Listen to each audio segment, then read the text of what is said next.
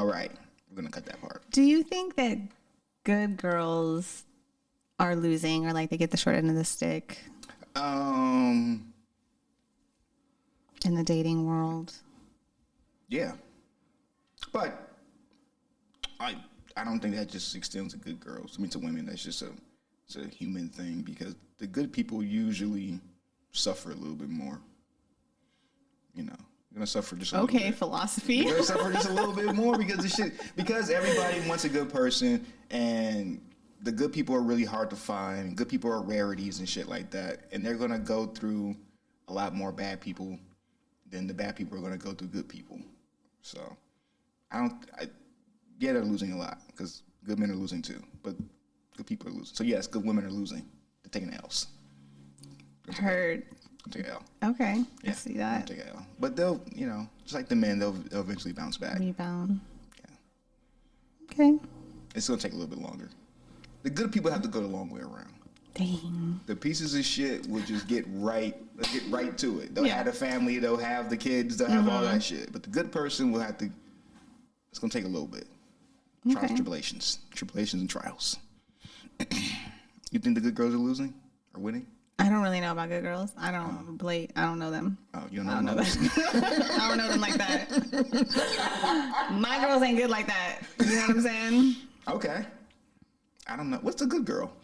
I mean, I would imagine that she's a little bit more submissive. I would even imagine that a good girl has like a religious role in hers or like a really strict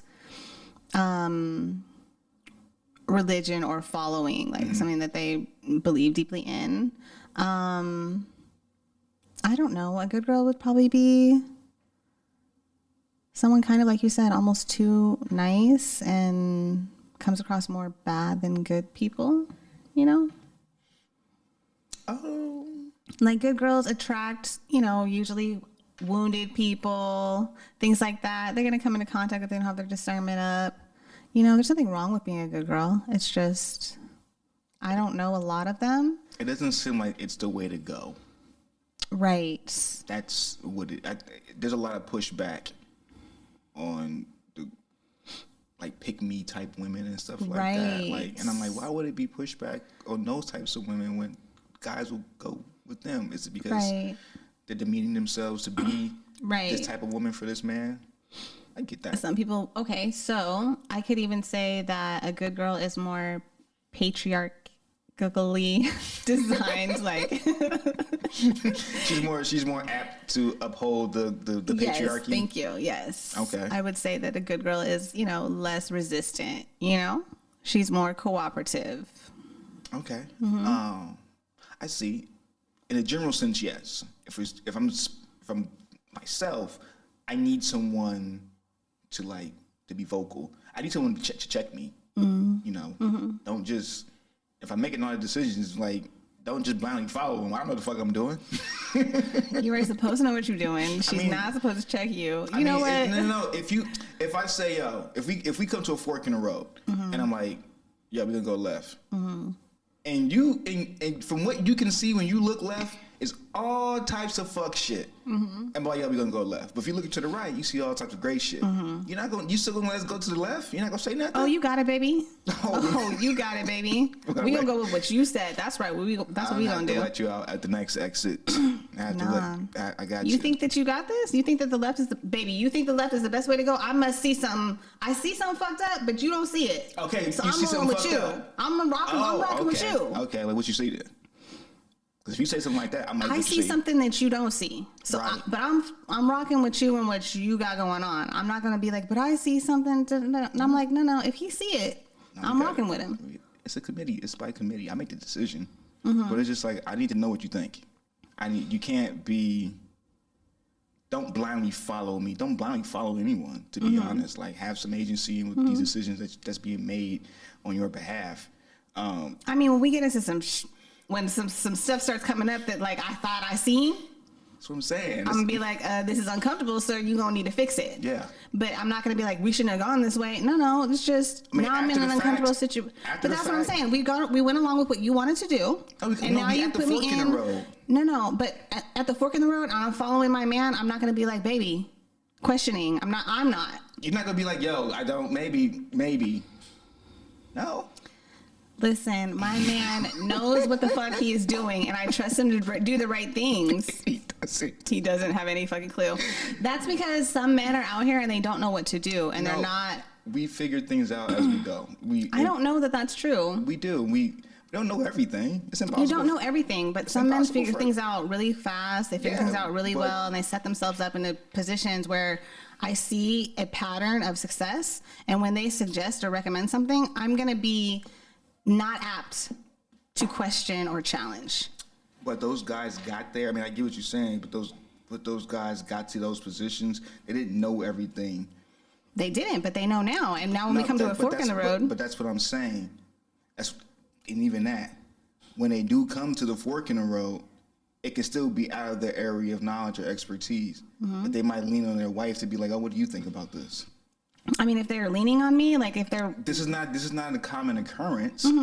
It's just there's a particular point. I mean, if I'm asked for input, sure, I can say what I see. That's really all I'm saying. But for the most part, if we're going along and homie's like, yo, we come to the fork in the road, and baby's like, we going left, I'm gonna be like, okay. Yeah, I'm not asking you to make the decision. I'm just asking what you think. But if he's like, baby, which way should we go? That's different. That's different. Now I can say, but if we come to the fork in the road and he says we're going left, I'm like, okay, we're going left. No, that's different. That's different. I'm saying we stop. The decision hasn't been made to go left or right. I'm just peeping, you know. Right. And some men will be like, I need my woman's input to decide, like, maybe I value her input in this situation, so I'm going to ask her. And some people are like, nah, I see it to the left, and that's which way we going to go. And I don't need her for this one, so I'm not going to ask her. And she's going to come along with me because she sees that I don't need her for this one, and she trusts me, and I know what I'm doing. So I have a history. I have a pattern of success. This is what, you know what I mean? In certain cases. Sure. Certain cases. Yes. I want to know what niggas think. Because women, I want to know because women have a tendency to just go without thinking and without, you know, because you know what it is? I put myself in a woman's shoe. And I see somebody making a decision for me that I might not necessarily agree with. And I'm going to be like, That's like, I mean, it's not part of being a woman is like just going along and like just trusting him and following him blindly. But it's also being like, you trust your man enough to follow him blindly. And you also trust that if he leads you into some fucked up shit, he's going to recover. Right. And so that's where the trust comes in. And that's where the cooperation comes in is I'm going to trust you. I'm going to cooperate with you. And if at any point I become uncomfortable, you are going to need to fix it ASAP. I'm like, man, why you didn't tell us before we got here? See, you get the blaming and shit. See these decisions that you gotta make.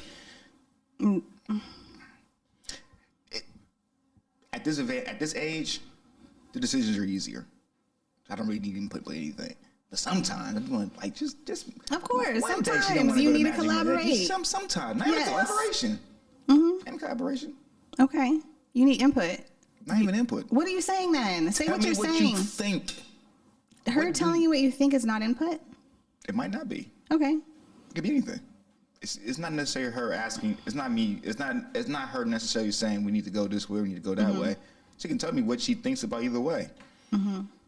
So, hey man, it's a whole bunch of fuck shit and half naked bitches if you go to the left. I probably wouldn't suggest it, but you know. But it's like salvation and greatness to the right.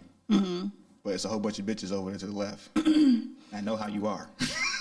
Right, but why are you dealing with the man who, if you know how he is, and I'm joking. Okay. So to the left, then we go to the bitches. Exactly, because that's what you choose. And then you still make the wrong decision. And he'll fix it. And then when he doesn't, and then when he gets you in an uncomfortable situation and he doesn't fix it, now he has a pattern of what? Now he has a pattern that's inconsistent. Now we get to just one strike. Now we get to see the frequency. How frequently is this man about to do this? Because you only get one shot. That's an interesting maybe question. Two. How many times when you're in a relationship have you seen a man make a bad decision or a wrong decision? Like the decision didn't work out, you know, later on and stuff like that. You know, how many times? So. Oh, shit. You took your hand off the top. So I was dating this guy. Okay. And I mean, this is just the first thing that comes to mind. The story is like fresh on my mind. Okay. And it's like a very silly, like this is a low level, like in urgencies, right? But he decided that he wanted to buy the new PlayStation 5 or PlayStation 4. I forget which one it was, 5. but something new was coming out either way. Someone had one for sale on like OfferUp or something. So he goes to meet this woman, I think it was a woman, at her apartment outside of the apartment building. And they do the exchange, and I think it's like $500 for the PlayStation, okay? So he brings it back to his house, and he tries to hook it up, and it doesn't work. And like, in my head, I'm like, you got took by like some... like, baby is a sucker. Like, you know what I'm saying? Yeah. Like, he wasn't thorough in like making sure that it works before he left. You know what I'm saying? He wasn't thorough in making sure that he could contact this person again in the future if he needed to. He wasn't thorough in like making sure like these kind of things. So these little mistakes or whatever are like neat judgments of character. This person has a history, a pattern of not making the best decisions or not being thorough or not double checking or, you know what I'm saying? I know this about this person now. And like me, I will apply that idea to other areas of life. I will look for that pattern in other ways. Okay, I get you. Yeah. So be like, in what other ways does he overlook or bypass double checking X, Y, and Z? Yeah, the little because small things. That will put me in danger at one point. At some point, that could make me put me in an uncomfortable position. Right. He doesn't want to trade his girl for a PlayStation 5 because it's not even exchange. That's interesting though. That's a joke. But not a good one apparently. It wasn't even funny. Yeah, that's interesting. Who would buy a PlayStation 5? You know what? And I'm selling mine on OfferUp too. But if I'm buying a new one, I wouldn't. That's just weird for me to say. I mean, maybe he wasn't. I mean, I'm not sure exactly. Like I said, was it a PlayStation 4 and like the PlayStation 5 was coming out, so everybody was selling the 4, and like he had some, you know, like the 4 was gonna be able to do the game he wanted because I don't know, but whatever station it was, the point was he didn't check. And he got took for like $500 because the homegirl did not answer her phone after he tried to call. Turns out, you want to know what happened? What happened? Why the PlayStation didn't work? Why? It had been infested by roaches. Cockroaches like the vibration and the warmness of the PlayStation, and they crawl inside and they eat the plastics. Oh. Yes. Roaches and cockroaches. Literally, he opened up the PlayStation. It was disgusting. Oh. It was so disgusting.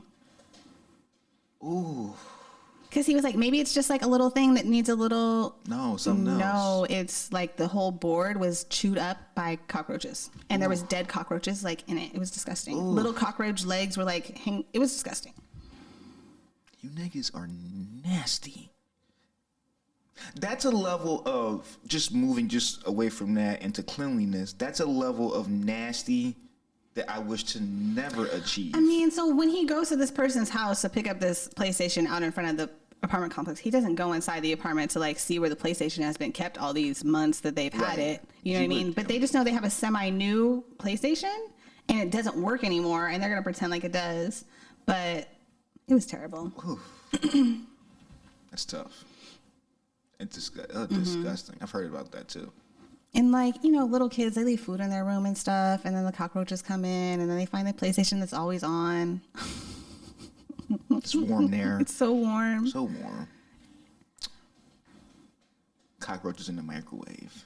How does that happen? I have no idea. Lived in Paris, moved from Paris back to Compton, brought majority, not everything, but the TV, and I brought the microwave back. Gave it to my uncle. Puts it in his house. Calls me. Why the fuck give me this fucking shit? A whole bunch of roaches in it. Stop. They roaches. like the heat. Like the microwave exudes heat when you heat things up. And if it was above the stove, even more. Ooh. So gross. It's just when you don't clean shit, like after a while. I don't like shit to be dirty. Like, I wanted to mop before you got here, like the entire floor. I mopped the floor, but not the entire floor. I can't. Like, I mop my floor maybe once a month. Like, I have a lot of rugs. You know, I have a lot of rugs at my house. But, so I got to take up all my rugs. It's kind of annoying. But yeah, I might mop once a month, and might be once every 6 weeks. I don't wear shoes in my house. It's clean. I sweep every day. Yeah. I try to sweep every day because it's like shit all over the floor. I have to get a new one of those too. When I tell you that I sweep every day, and every day I find so much shit, I'm like, there's no way I make this much crumbs and trash and sand and dirt and sand, pieces of cheese or fall off your clothes. I'm just like, things are just everywhere. Like, I can't sweep thorough enough to get everything. If I don't leave the house for 2 days, how does my floor get so nasty? That's what I'm saying. I'm like, I just swept yesterday. So how does it? How do I have this big garbage pile? Right, just of nothing. I need one of those. What do I need? One of those air things. Humidifier. Is it the humidifier? An air purifier. One of those too. An air purifier and a humidifier. All the fires. All the fires. All of them. You put all the fires, put all in my room. On the fires, you know. I still haven't got a fuck. I look at one of our old episodes. I was talking about getting like comforters and shit for my bed. Still haven't got that. Never. Chris, get it together. You got to make your house or your bed so comfortable. The weather in the room is different than the weather in the rest of the house. Is it cold? It's either really cold or really hot. Right now, it's kind of warm in there. Okay. The air don't come in a house at all. From outside. Not at all. Like, at all. The windows could be wide open. There's no air. Breeze. There's nothing coming in. I don't understand this shit at all. It's aerodynamics. Chris, it's aerodynamics. Is that what it is? Do I have to make the aerodynamics in the living room? No, you have to like shift your apartment like a Rubik's Cube this way because. See, when you said at first when you said shift, I was really listening, and then you said your apartment. I was just like, God damn it! Like a Rubik's Cube. You want me to move the entire apartment? Yes. What type of man? Oh, because those type of men that you like who just do the shit. They just shift. They just know how to shift. The whole apartment. But yeah, it's aerodynamics, but the room doesn't get cold or hot. I mean, it doesn't temper well. So what you're thinking is you need a comforter that is double-sided. Wait. One side. Holy shit. Yeah, they're very awesome. I have one. Is made of a certain material. I don't know what it is. I got it as a Christmas gift 8 years ago. I sleep with the thing every night. It's double-sided? It's double-sided. The top side is made out of this really interesting material that almost feels like the nylon of like a windbreaker. Okay. The other side is like warm, fuzzy, delicious, right? Mm-hmm. But when you rock the windbreaker side, you don't get hot, but you're still on a bed of feathers because the blanket is full of duck feathers. What kind of blanket is it? It's just amazing. I don't know. But I'm sure I can find one for you on Amazon. Oh, okay. I'll look out for you. Because my girl got a weighted blanket. I don't like those. This shit weighs 15 pounds. I don't like them. It's too hard for me. I'm suffocating. I'm like, at first, I tried to put on my entire body. Yeah. That's no. You could like just do your legs or just do I try my legs. Mm-hmm. And it still feels like if someone came in, I'm not going to be able to escape in time because I'm trapped under my bed. You are. Yeah. Yep. 15 pounds of cover. Yeah. You niggas are sleeping with this. What happened with me was I don't know if mine was 15 pounds. I feel like mine was more than that because it was a very big blanket. Like it was for like a California king size bed. Mm-hmm. And so I'm like trying to pull it up, hit myself in the face, like pulled it and it was too heavy and I hit myself in the face trying to pull it up and I was like, never again will I ever touch this blanket. Weighted blankets, I don't see how people sleep in heated blankets. Oh, I have a heating pad. See? Mm-hmm. I turn it on when it gets cold. You don't sweat? It has a timer. Okay. And it has a dial. Okay. So you can like decide how hot or cold. You don't just bake, yeah. You set it to 2 for like 30 minutes until you fall asleep. And sometimes I set it at like 5 before I get into the bed. And then it warms it up for me. And then I just turn it off. Like I don't even need anything else. I just need to get into it warm. Have you ever slept in the bed with a fella or a lady who sweats?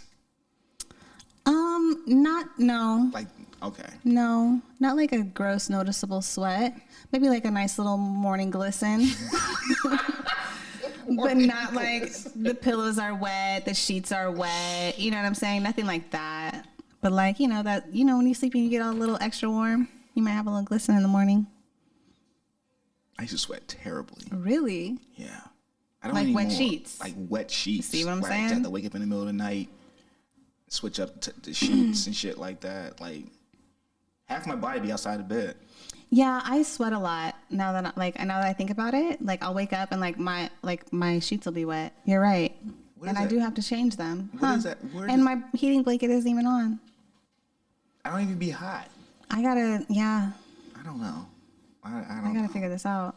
I don't know. I'm hungry. Okay, he's hungry. I'm Chris. I'm Dana. And this is So. We're gonna have a podcast. We're gonna have a fucking podcast. Sleeping habits and such. Bye. Like, comment, and subscribe. Yes.